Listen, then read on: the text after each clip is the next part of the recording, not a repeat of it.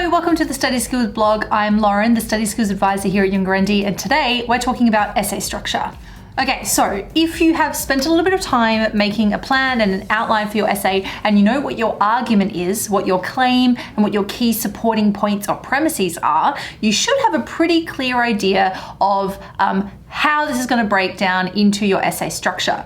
Now, if you've come straight to this video because I know that essay structure is probably the thing you think you need to know about most, I highly recommend that you go back and have a look at how to write an argument and how to plan and outline an essay, because it's going to be really difficult to write an essay structure if you don't know those things.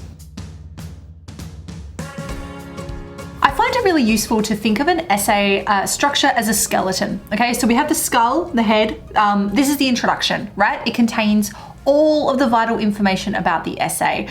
What is the essay about? What's the background? And what's going to be covered in the essay? And then we have the spine, which travels down the body, right? The spine is your argument. It's clearly connecting the skull through all the ribs, which are key points, down to the hips and legs, which are the conclusion. Without your spine, your whole argument, your whole essay will fall apart. So it's really important to think about what your argument is so that you have a strong spine for your essay. The ribs are the key points or the supporting premises of your argument. So while these are individual, they are always clearly connected to the spine.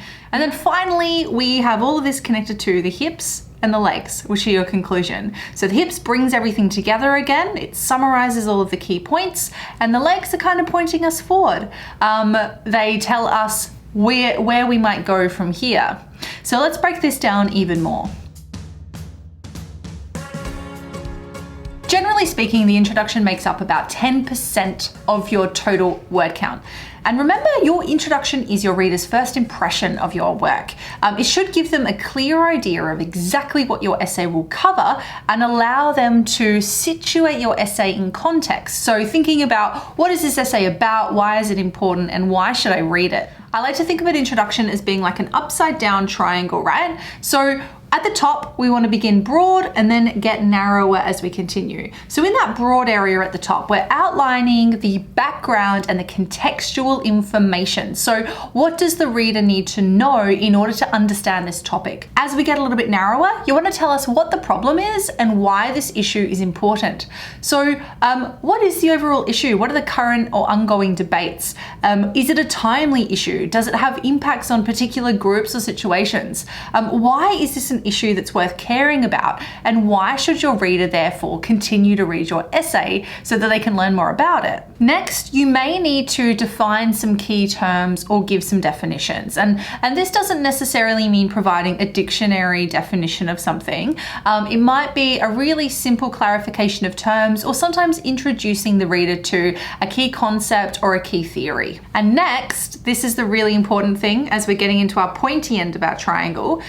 This is where we include the thesis statement. So your thesis statement, you'll remember from my writing an argument blog, is your argument in a sentence. It tells the reader your exact position on the topic, how you're answering the question, and what key points are going to support your argument. Now, if you struggle to write this, return to the question and turn it into an answer that is really specific to exactly how you are answering that question. Then following this, we're going to provide a roadmap for your essay to let the reader know exactly what's going to come and when. So this means you're going to tell them what your key points are, and you're going to tell them in the order that they're going to appear.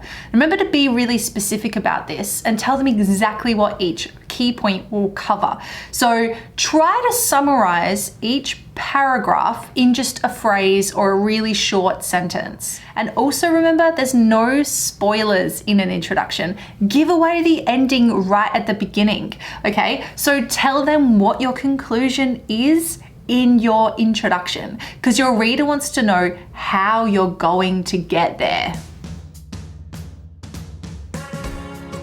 The body of your essay will be broken up into individual paragraphs. Now, each of these paragraphs will contain a single unified idea, and usually this will make up one of your key ideas or one of the key premises that support your claim. In a longer essay, you might have a couple of paragraphs related to one premise where they're broken up into a few sub-ideas, but I'm just going to keep this simple for now and imagine them as individual paragraphs that each have a single premise. So the paragraph should start with a topic sentence. The topic sentence states the main idea of that paragraph, so the premise of that paragraph, and this helps guide the reader.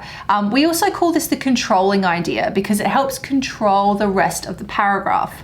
So this is followed by a discussion that should develop that idea, which means it's going to cover any background or contextual information that's necessary. So define what the position is and what you're talking about.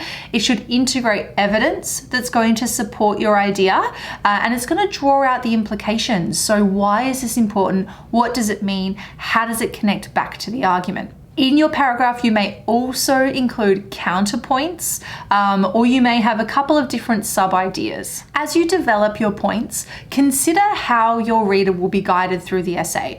And you might find it useful to look at some discourse markers, as I was talking about in the Writing an Argument blog, that will show them where you're moving from one point that's adding to another, how you're integrating evidence, or where your points split into two. So I've posted those in the blog below, so have a read. But again, this includes using language like furthermore, additionally, according to, consequently, those kinds of words. You conclude your paragraph with a linking sentence that kind of distills what the main point of that paragraph has been about and leads us logically to the next key point, which is going to be in the next paragraph, or it's going to lead us back to that argument. Remember, if each of your paragraphs are a rib coming off of the spine, we need to see how they're connected to the rest of the skeleton.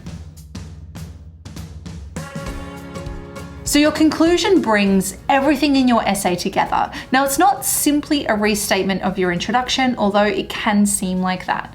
This is your final chance to really nail your point home and convince your reader that what you have said is true. So it draws together all of your premises or key points and demonstrates how they come together to support your claim. So this means that firstly, a good conclusion should synthesize your key points. So this means bringing them together and not just summarizing each of your key points, although you should do that, but showing why they're strongest together and how they link to your argument. You should also answer the question. So restate your thesis and show us how you have demonstrated that. It should also draw out the implications. So that means thinking about, why is this issue important? What does it mean in a bigger picture? Finally, while your conclusion should not contain any new information, it can indicate further areas for research or any recommendations if this is relevant. So this is thinking about what this might mean, maybe in terms of your future practice, or if any new studies should be done, or things that are missing in the literature. So remember, an essay is ultimately a persuasive piece of writing, so you want to leave your reader with no reason not to believe what you have just told them. In my next blog, I'm going to tell you about some argument techniques to avoid so that you can write your strongest essay.